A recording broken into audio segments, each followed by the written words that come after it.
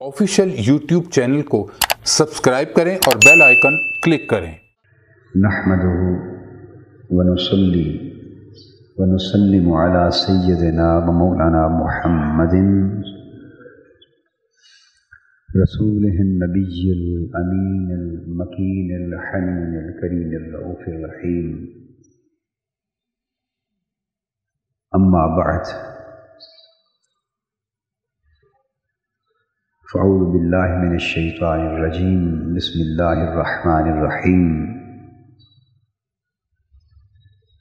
अन्नबिय्यु OLA bill मुअमिनीना मिन अनफुसिहिम।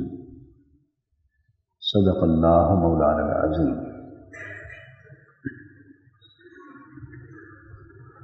मोहतरम मशाइख़ व उलमाए कराम, मुअज़्ज़ज़ ख़वातीन व हज़रात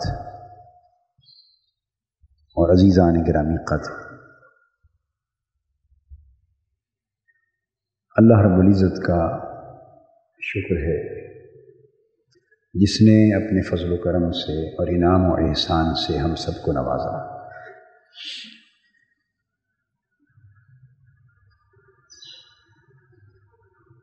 आज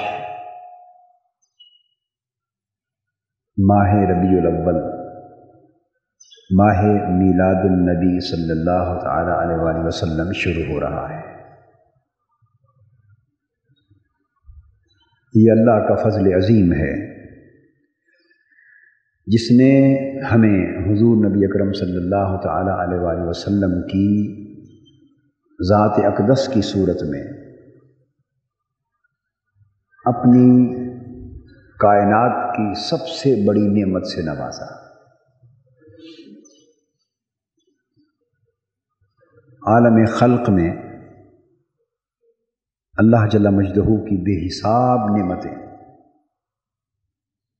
और आलम अम्र में भी बेहिसाब नेमतें, मगर आलम खल्क़ व अम्र की सारी नेमतें जमा की जाएं और उनकी जुमला अज़मतें जमा की जाएं तो न वो सारी नेमतें मिलकर हुज़ूर अलैहिस्सलातु वस्सलाम की नेमत उज़्मा के बराबर हो सकती हैं और न उन सारी नेमतों की अज़मतें मिलकर अज़मत मुस्तफ़ा के बराबर हो सकती हैं सल्लल्लाहु तआला अलैहि वसल्लम। सो हुज़ूर अलैहिस्सलातु वस्सलाम की विलादत बासआदत, आपका मीलाद पाक इस उम्मत के लिए ही नहीं बल्कि पूरे आलम इंसानियत के लिए अल्लाह जल्ला मजदहू का एक इनाम अज़ीम है।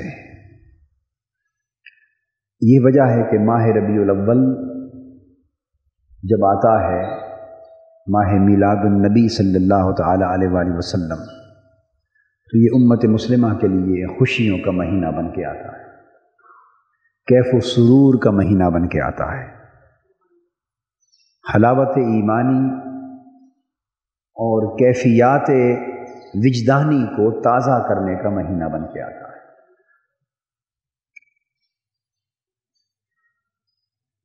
मैं इस मुबारक महीने के आमद पर आप तमाम अहबाब को मुबारकबाद पेश करता हूँ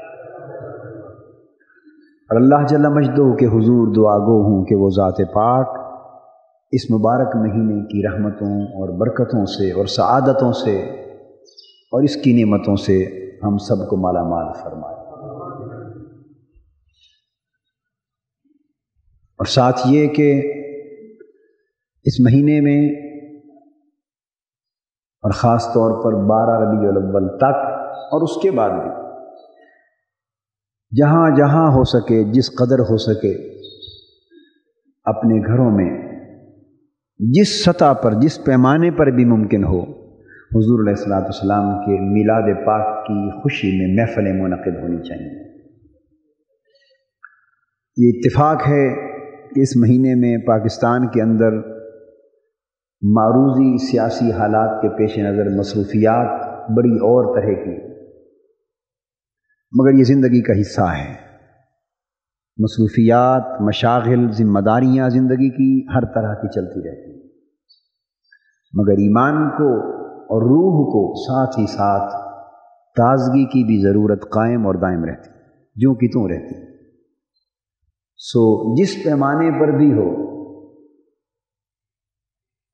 नात पढ़ने वाले अहबाब, हुजूर अलैहिस्सलातु वस्सलाम का प्यारा प्यारा जिक्र करने वाले अहबाब, आपके फ़ज़ाइल, महामिद और महासिन बयान करने वाले अहबाब, हुजूर के हुस्न व जमाल के तज़किरे करने वाले अहबाब, जहाँ भी मिलें तो एक महफिल हर घर में ज़रूर मुनक़िद होनी चाहिए।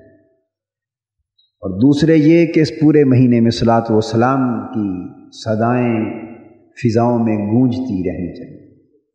हर घर में, हर गली में, हर कूचे में, हर मोहल्ले में, हर सू सलातो व सलाम की सदाएँ गूंजें, ताकि लोग देखें और सुनें कि मुसलमान हुजूर नबी अकरम सल्लल्लाहु ताला अलैहि वसल्लम की विलादत बासआदत की इस अजीम नेमत पर खुशियाँ मना रहे हैं।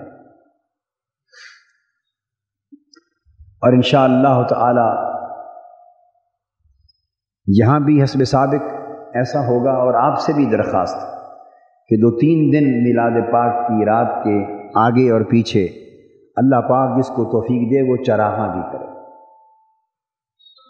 जहाँ मिनहाजुल कुरान के सेक्रेटेरिएट में, इस मस्जिद में और इस मोहल्ले में, इस मोहल्ले के अहबाब मौजूद हैं, यहाँ इस मोहल्ले के गिरद व नवा के मॉडल टाउन एम ब्लॉक के अहबाब जो 4-5-6 इर्द गिर्द गलियों पर जिनके मकानात हैं, हस्ब साबिक पूरे एहतमाम के साथ और ज़ौक़ व शौक़ के साथ अपने घरों को 9 रबीउल अव्वल से लेकर 12-13 रबीउल अव्वल तक 4 दिन के लिए चरागा करें, ताकि गलियाँ, मकानात दुल्हनों की तरह सजी हुई नज़र आएँ।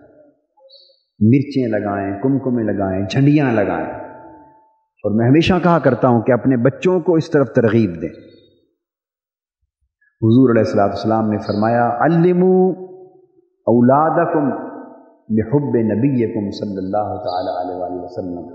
लोगों, अगर चाहते हो कि तुम्हारे ईमान और तुम्हारी औलादों के ईमान और तुम्हारी नस्लों के ईमान सलामत रहें, तो उन्हें अपने नबी पाक सल्लल्लाहु अलैहि वसल्लम की मोहब्बत के दर्स दिया करो, मोहब्बत रसूल का सबक दिया करो। मोहब्बत रसूल घोल घोल के अपनी नस्लों के दिलों में पिलाया करो, उनकी रूहों में समाया करो, ताकि बचपन ही से उनकी नश्व व नुमा, उनकी तरबियत, उनकी परवरिश, उनकी फ़िक्र की परवरिश, उनकी सोच की परवरिश, उनके ज़ौक़ ईमानी की परवरिश, उनके ज़ौक़ फ़िक्री की परवरिश, उनके ज़ौक़ इल्मी की परवरिश इस अंदाज के साथ हो कि रग रग में, रेशे रेशे में इश्क़ रसूल समा जाए, मोहब्बत रसूल समा जाए और अदब रसूल समा जाए। ये उनका सोना, जागना, ओढ़ना, बिछोना बन जाए। गोया ईमान के पौधे को और ईमान के दरख्त को इश्क़ रसूल, मोहब्बत रसूल और अदब रसूल का पानी इतनी कसरत से दिया जाए कि उसकी रग रग और रेशे रेशे में ये चीज़ रच बस जाए। फिर ईमान तुम्हारा अगली नस्लों का महफूज होगा और नस्लन बादा नस्लन महफूज कर रहेगा। और ये माह रबीउल अव्वल में इस ज़ौक़ को ज़िंदा करना, इस अमल को ज़िंदा करना, इस मामूल को कायम व दायम रखना और अपने बच्चों के ज़रिए कायम रखना, अपनी बीवियों के ज़रिए कायम रखना, अपनी औलादों, नस्लों और ख़ानदानों के ज़रिए कायम रखना, अपनी गलियों में, अपने घरों में और अपने मोहल्लों में कायम रखना, इसका एहतमाम करना। मैं यकीन से अर्ज़ कर रहा हूँ कि ये एहतमाम औलादों और नस्लों के अंदर मोहब्बत रसूल को मुंतकिल करने का बेहतरीन ज़रिया, इससे बेहतर शक्ल कोई। और फिर देखें कि हर साल यौम पाकिस्तान आता, 14 अगस्त आता है या नहीं आता? तो जो 14 अगस्त आता है, आप देखते हैं पूरे पाकिस्तान में हर तरफ झंडे लगते हैं, पाकिस्तान के झंडियाँ लगती हैं और पाकिस्तान के झंडे के हवाले से झंडियाँ तैयार होती हैं और रातों को, उस रात को चरागा होता है और पूरे सज धज के साथ एहतमाम होते हैं यौम पाकिस्तान के मनाए जाने के। तोपों की सलामियाँ होती हैं, परचम कुशाई होती है। क्यों ये सब कुछ होता? क्या कुरान मजीद में हुक्म है इस बात का कि जिस मुल्क में तुम रहो, जिस तारीख़ को वो मुल्क बनाया गया हो, हर साल जब वो तारीख़ आए तो उस मुल्क का यौम तासीस मनाया जाए, کیا قرآن مجید میں حکم ہے؟ بولیے، کیا حکم ہے قرآن مجید میں؟ کیا حدیث پاک میں یہ آقا دو جہاں صلی اللہ علیہ وسلم کا حکم آیا ہے کہ یوم پاکستان یا اپنے اپنے ملک کا جو بھی یوم آئے اس ملک کے باشندے اسے اس اہتمام سے منائیں؟ کیا یہ سنت ہے؟ کیوں ایسا کیا جاتا؟ اور پھر ایسا جب دھوم دھام سے کیا جاتا ہے تو پھر اس پر کبھی اعتراض نہیں ہوتا، اس پر کبھی فتوے نہیں لگتے، اس پر کبھی کوئی چیں بجبی نہیں ہوتا، کبھی کسی طبیعت پر بوجھ نہیں آتا، کسی پیشانی پر بل نہیں آتا۔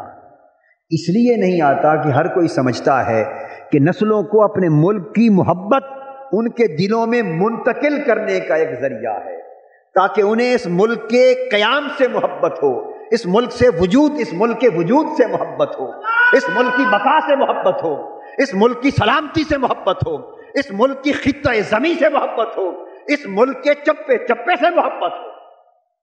اور جب تک نسلیں پاکستان سے اس طور پہ جذباتی محبت نہ کریں گی، وہ اس ملک کی بقا کے لیے کل کو جنگ بھی نہ کر سکیں گے، اس ملک کی حفاظت کے لیے اپنا تن من دھن لٹا بھی نہ سکیں گے۔ تو ملک سے محبت کرنا تو دوسرے درجے کی بات ہے، ملک سے محبت کرنا تو دوسرے درجے کی بات ہے، اس سے پہلے درجے کی بات اور ساری کائنات کی محبتوں میں سب سے اعلیٰ درجے کی بات تو اپنے اللہ اور اس کے رسول سے محبت کرنا ہے۔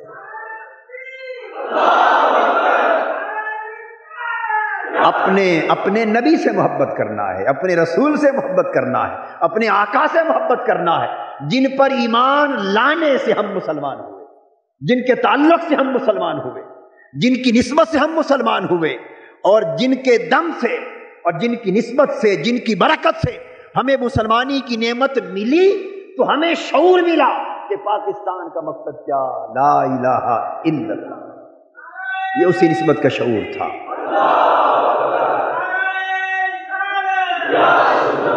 دوستوں، میں یہ بات بتانا چاہتا ہوں کہ جو وقت اسلام کی تاریخ میں آگے گزرتا جا رہا ہے، مادیت کا غلبہ ہوتا جا رہا ہے،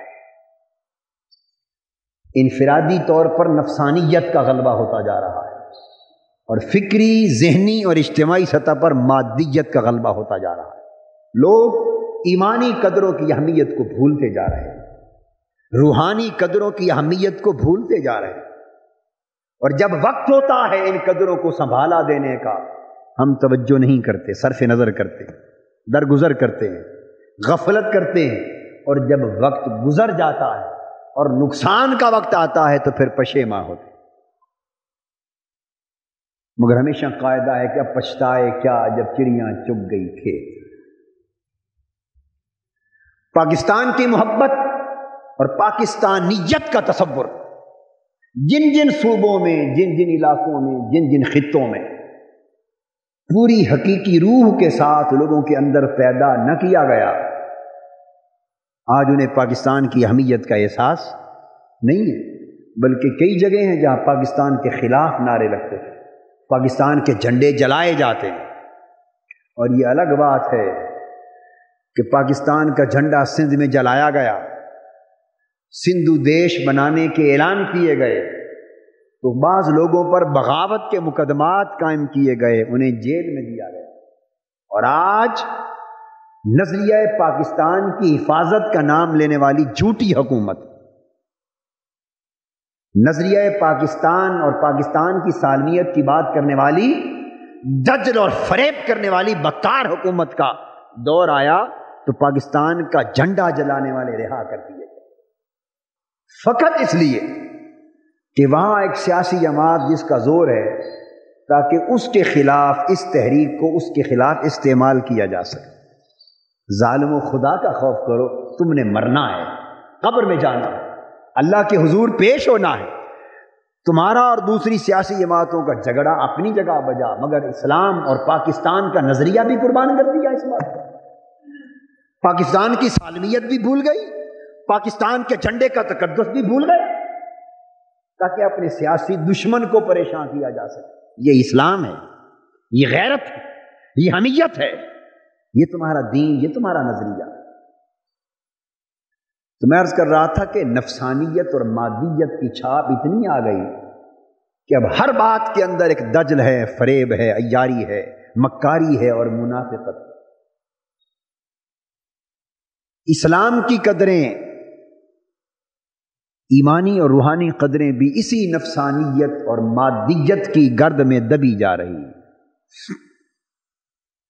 تو میں عرض کر رہا تھا کہ جس طرح ملک کی بقا اور سلامتی کا تقاضا یہ ہے کہ ہر دور کی آنے والی نسلوں کو اس ملک کی محبت، اس ملک کے قیام کی محبت، اس ملک کے وجود اور بقا کی محبت مختلف طریقوں سے گھول گھول کے انہیں پلائی جائے، تاکہ لوگ کٹ مریں مگر اپنے ملک کی عزت پر آنچ نہ آنے دیں۔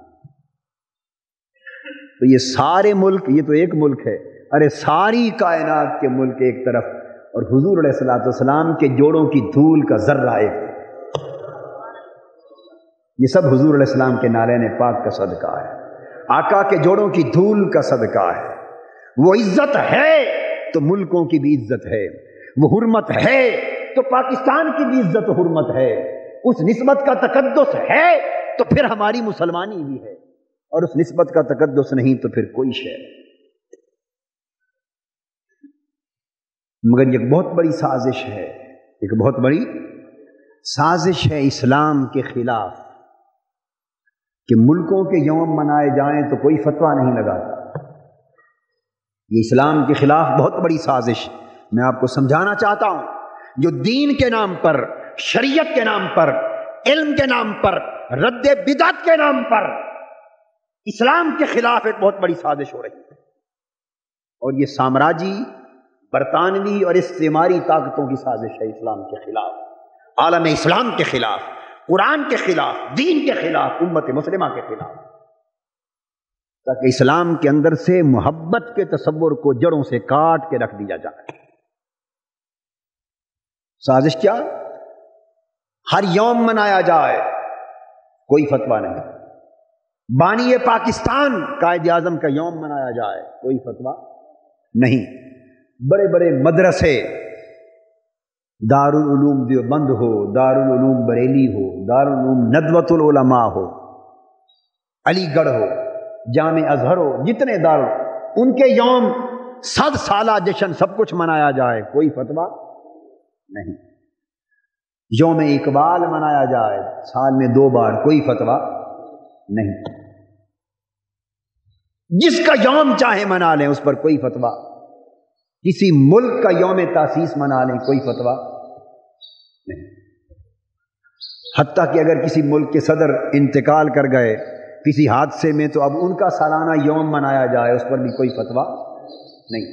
سیاسی یوم منا لو، سیاسی عرس منا لو، بولیے، تب بھی کوئی فتویٰ نہیں، اور مذہبی یوم منا لو تب بھی کوئی فتویٰ نہیں، اپنی جماعتوں کے یوم تاسیس منا لو تب بھی کوئی فتویٰ نہیں، ملکوں کے قیام کے یوم منا لو تب بھی کوئی فتویٰ نہیں، اپنے اپنے اکابر کے شخصیات کے یوم منا لو تب بھی کوئی فتویٰ نہیں۔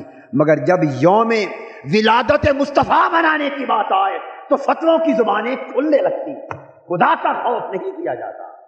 ارے کچھ تو شرم ہونا چاہیے، کچھ تو حیا ہونا چاہیے۔ اعلیٰ حضرت مولانا احمد رضا خان رحمۃ اللہ علیہ فرماتے ہیں، اور تم پر میرے آقا کی عنایت نہ سہی، اور تم پر میرے آقا کی عنایت نہ سہی، ظالموں کلمہ پڑھانے کا بھی احسان گیا۔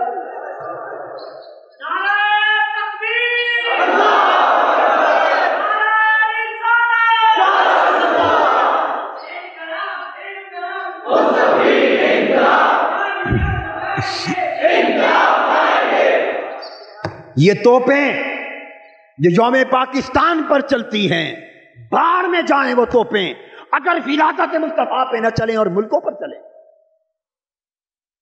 جہنم میں جائیں وہ توپ۔ ہمیں کیا غرض ان توپوں سے، ہمیں کیا غرض اس سلامی سے، باہر میں جائے وہ سلامی جو میلاد مصطفیٰ کے دن نہ ہو اور باقی پاکستان اور باقی ملکوں کے قیام پر ہو۔ باہر میں جائیں وہ پرچم کشائی جو میلاد مصطفیٰ کے دن نہ ہو اور باقی دنوں میں ہو۔ ہمیں ان دنوں سے کیا غرض؟ ارے ہم تو دیوانے لوگ ہیں، ہمیں ان یوموں سے کیا غرض، ان سلامیوں سے کیا غرض، ان چراغاں سے کیا غرض؟ ہمارے تو سارے چراغاں نسبت رسول سے ہیں، ہماری تو ساری سلامیاں نسبت رسول سے ہیں، ہماری تو ساری عزتیں نسبت رسول سے ہیں، ہمارا تو سب کچھ عزت رسول سے ہے۔ نگاہ عشق و مستی میں وہی اول وہی آخر، وہی قرآن وہی فرقان وہی یاسین وہی طٰہٰ۔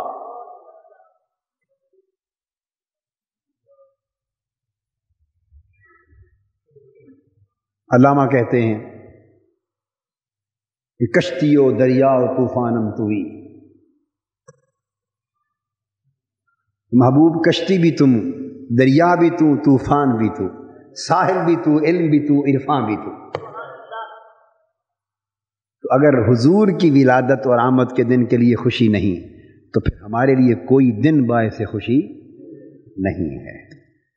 ارے بچے پیدا ہوتے ہیں تو بچوں کی پیدائش پر بھی ہم خوشیاں مناتے، شادیوں پر خوشیاں مناتے، یہ ساری خوشیاں کہاں سے نکل آئیں؟ یہ کس قرآن سے نکل آئیں؟ کس شریعت سے نکل آئیں؟ تو یہ اس لیے گوارا کر لی گئیں کہ چلو اللہ کی نعمت ہے، ان پر شکر بجا لانے میں حرج کوئی نہیں۔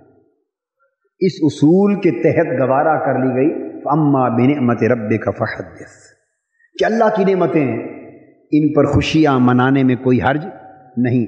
تو اگر ان چھوٹی نعمتوں پر خوشیاں منانے میں حرج نہیں تو جو کائنات کی سب سے بڑی نعمت، جس نعمت کے صدقے ساری نعمتیں وجود میں آئیں، تو اس پر خوشیاں کیوں نہ منائی جائیں؟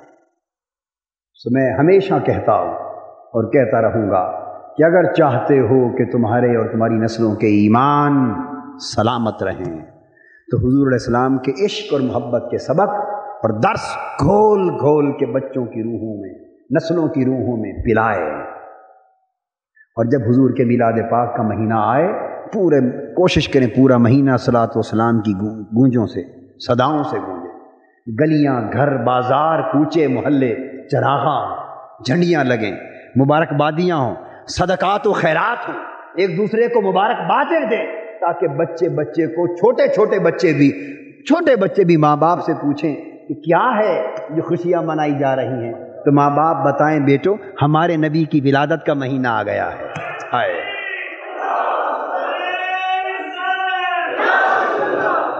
خوشیوں کا زمانہ آ گیا۔ تو یہ میلاد النبی زندہ باد اور جشن میلاد النبی زندہ باد کی گونج رہنی چاہیے پورا مہینہ، تاکہ نسلوں کو یہ سبق منتقل ہو۔ میرا زور اس بات پر ہے، نسلوں کو یہ سبق منتقل ہو، وہ یہ سبق یاد رکھیں۔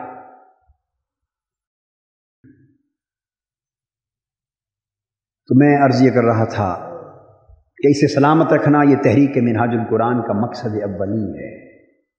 ہماری تحریک، ہمارا مشن، ہمارا سب کچھ اسی کی بقا سے، ہم خود اسی کے لیے باقی، اور یہ نہیں تو ہم پھر کسی مقصد کے لیے نہیں۔ مصطفی انقلاب مشن وہ بھی اسی کی پیداوار ہے، اسی محبت، اسی نسبت، اسی تعلق اور اسی غلامی کی پیداوار ہے۔ تو میں نے جو آیت کریمہ پڑھی اس میں اللہ تبارک و تعالیٰ نے فرمایا النبی اولیٰ بالمؤمنین من انفسہم، اس میں درس دیا گیا کہ ایمان والو سن لو کہ جو نبی صلی اللہ تعالیٰ علیہ وآلہ وسلم ہیں ان سے تعلق کی نوعیت کیا ہونی چاہیے؟ اہل ایمان اپنی جانوں سے بھی عزیز تر رکھیں محمد مصطفیٰ صلی اللہ علیہ وآلہ وسلم، اپنی جانوں سے بھی عزیز تر رکھیں اور اپنی جانوں سے بھی قریب تر ہیں۔ نبی صلی اللہ علیہ وآلہ وسلم، اس میں ایک بیان واقعہ بھی ہے اور تعلیم و تلقین بھی۔ بیان واقعہ تو یہ ہے کہ نبی صلی اللہ علیہ وسلم تمہاری اے مومنوں تمہاری جانوں سے بھی قریب تر ہے، تمہاری جانوں سے بھی قریب تر ہے۔ اور تعلیم و تلقین یہ ہے کہ تم نبی کو اپنی جانوں سے بھی عزیز تر جانو۔ دو بات کہ نبی تمہاری جانوں سے بھی قریب تر ہے، اور یہ کہ تم اس نبی کو اپنی جانوں سے بھی عزیز تر اور محبوب تر جانو۔ اس کے دو مطلب، قریب تر ہونے کا نعتہ یہ ہے کہ تمہیں اگر چھوٹا سا کانٹا بھی چبھے تو اس کا احساس حضور علیہ الصلوۃ والسلام کو ہوتا ہے، اور اتنا جلد ہوتا ہے کہ تمہاری جانوں پر ابھی اس تکلیف کا احساس نہیں ہوتا کہ تمہارے نبی اپنی امت کی تکلیف سے پہلے مطلع ہو جاتے، آگاہ ہو جاتے۔ اس کے لیے فرمایا لقد جاءکم رسول من انفسکم عزیز علیہ ما عنتم حریص علیکم بالمؤمنین رؤوف الرحیم، بے شک تمہارے پاس اللہ کے رسول، تمہارے ہی اندر سے، تمہاری جانوں سے اللہ کے رسول آ گئے، عزیز علیہ ما عنتم، جو تکلیف تمہیں ہوتی، جس ہلاکت کی طرف تم بڑھتے ہو، جو کانٹا تکلیف پریشانی ہلاکت کا تمہیں چبھتا ہے، عزیز علیہ، تو یہ رسول اس کے احساس پر غالب ہے، اس کے احساس پر غالب، یعنی تمہارا قدم گمراہی کی طرف اٹھتا ہے تو یہ رسول، اس رسول کی روح تڑپ جاتی ہے، تم پریشان ہوتے ہو تو اس کا اثر اس رسول کی طبیعت پہ ہوتا ہے، تو تمہاری پریشانیاں اور تکلیفیں اس محبوب پر، رسول پر شاک گزرتی ہیں،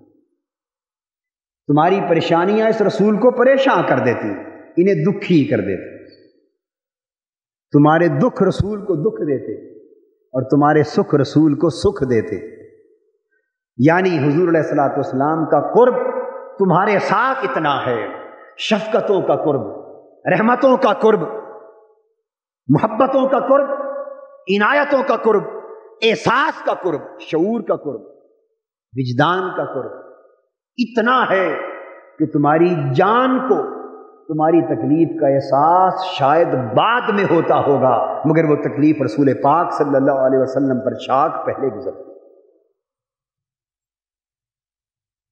اس لیے آقا صلی اللہ علیہ وسلم خود پتھر کھاتے مگر جہنم میں گڑے، جہنم کے گڑے میں گرنے والے لوگوں کو کھینچ کھینچ کر جنت کی طرف بلاتے، اور ساری ساری رات آقا کبھی سجدہ ریزیاں کرتے، کبھی قیام کی حالت میں کھڑے رہتے، آپ کے قدمین شریفین متورم ہو جاتے، ان پر سو جاتی، اور جب پوچھا جاتا حضور آپ تو گناہوں سے پاک اور معصوم ہیں، آپ ساری رات کیوں روتے ہیں؟ تو کبھی فرماتے افلا اکون عبدا شکورا، اور کبھی فرماتے کہ ٹھیک ہے اللہ پاک نے مجھے تو محفوظ کیا مگر میں اپنی امت کی بخشش کے لیے ساری ساری رات جاگ رہا ہوں۔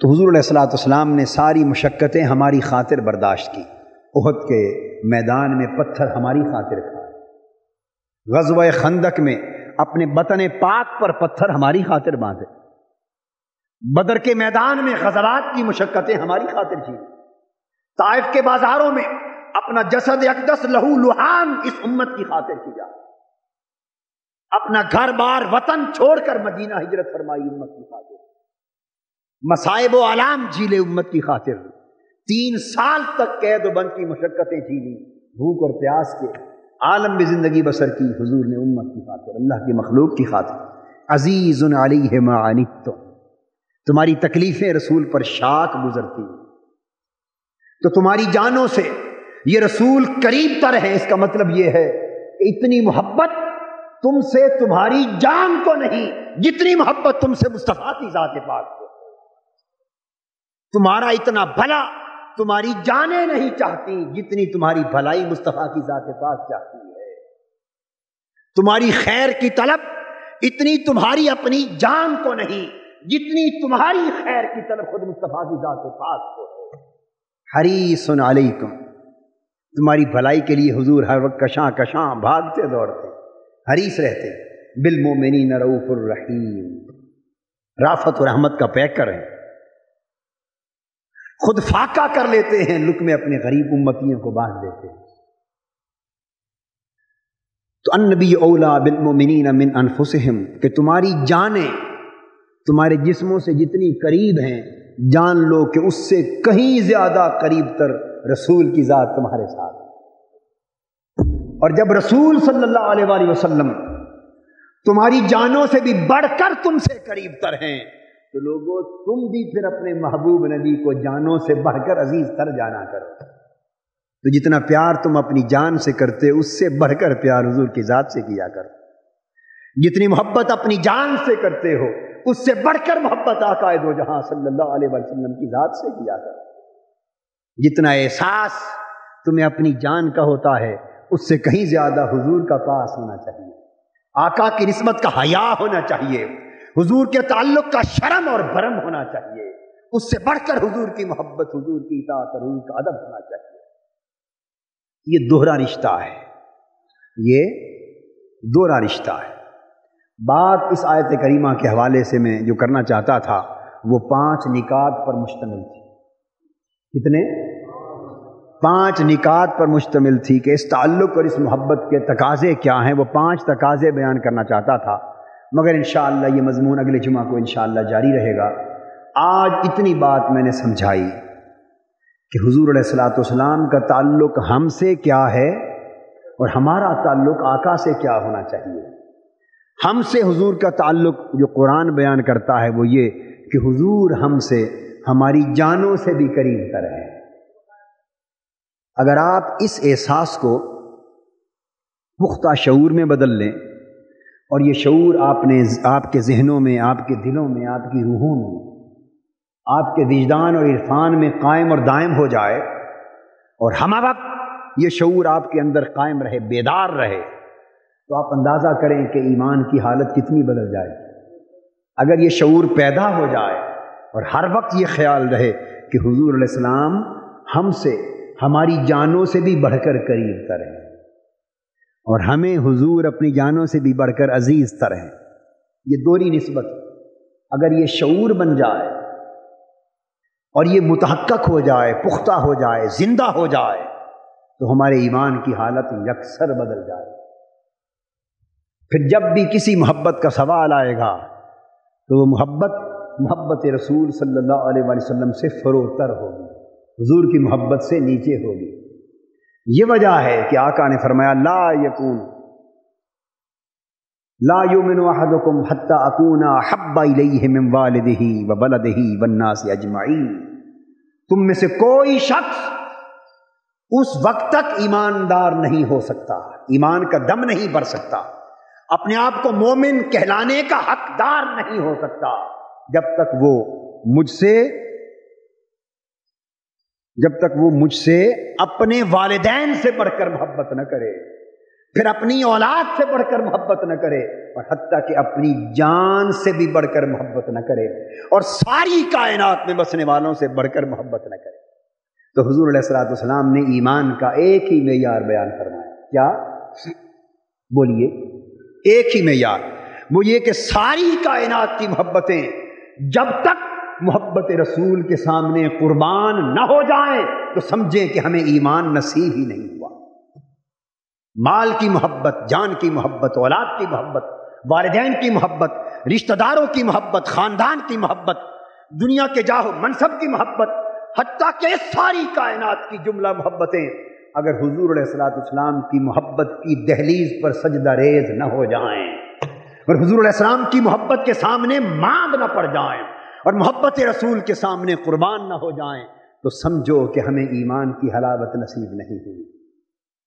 ایمان نام ہی محبت رسول کی انتہا کا ہے،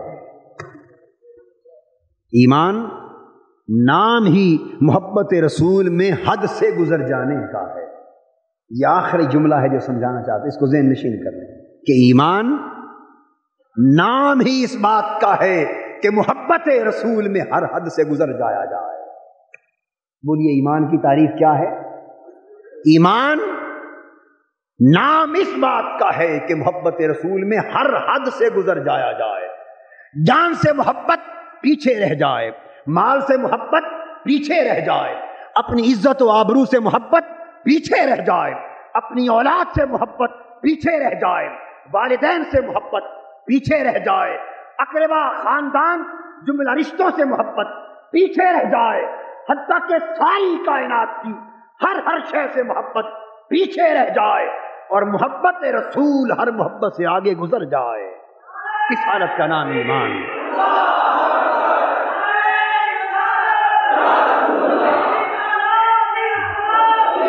تو جہاں ہر मोहब्बत जाकर एक हद पे रुक जाती, औलाद की मोहब्बत भी एक हद पर रुक जा, उससे आगे नहीं गुजरती। वालिदैन की मोहब्बत भी एक हद पे रुक जाती है, उससे आगे नहीं जाती। खानदान की मोहब्बत, अपनी इज्जत व आबरू की मोहब्बत, जाह मनसब की तलब, हत्ता कि कायनात की किसी भी शय से मोहब्बत हो तो उसकी एक हद होती है। तो तमाम मोहब्बतें एक हद पर रुक जाती हैं। तो ईमान क्या है कि हर मोहब्बत एक हद पर रुक जाए और मोहब्बत रसूल हर हद से आगे गुजर जाए, इसका नाम ईमान है। हर मोहब्बत अपनी अपनी हद पर जो अल्लाह ने मुकर्रर कर दी, जो अल्लाह के रसूल ने मुकर्रर फरमा दी, जो शरीयत इस्लामिया ने हर मोहब्बत के लिए एक हद मुकर्रर कर दी, इंतहा मुकर्रर कर दी। तो ईमान ये है कि हर मोहब्बत एक हद पर रुक जाए और मोहब्बत रसूल हर हद से आगे गुजर जाए। ये हालत नसीब हो तो ईमान,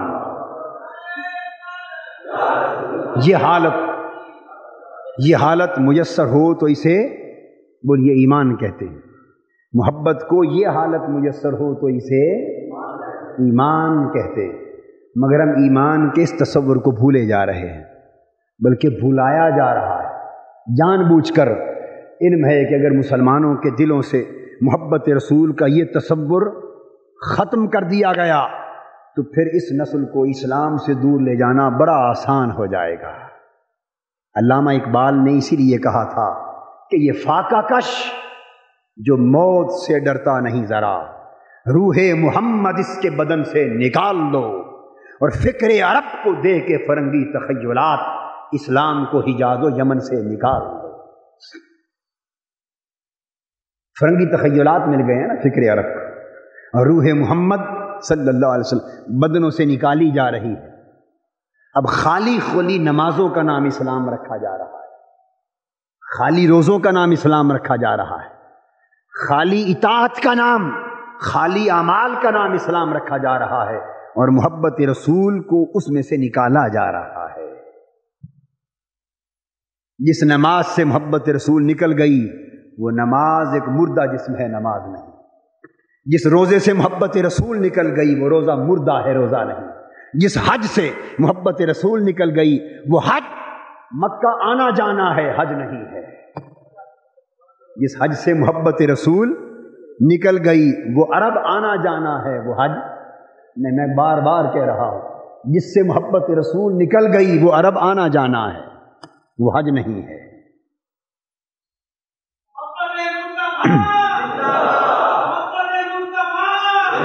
और इस्लाम के जिस भी अमल से मोहब्बत रसूल निकल गई वो अमल खाली खोली मुशक्कतें हैं, मेहनतें हैं, हरकतें हैं, उनका नाम आमाल सालिहा नहीं।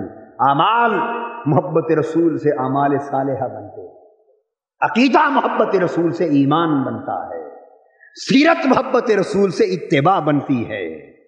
अलगरज मोहब्बत रसूल वो रूह है कि ये है तो जिस्म सलामत है ईमान का, और ये रूह निकल जाए तो कुछ भी सलामत नहीं, फिर खाली तख़य्युलात हैं, खाली तसव्वुरात हैं, मुर्दा रस्में हैं। आज एक बहुत बड़ी साजिश हो रही है दौर जदीद में कि इस्लाम के तसव्वुर से और इस्लाम की तालीमात से इश्क और मोहब्बत रसूल के तसव्वुर को निकाला जाए, इश्क और मोहब्बत रसूल के तसव्वुर को निकाला जाए।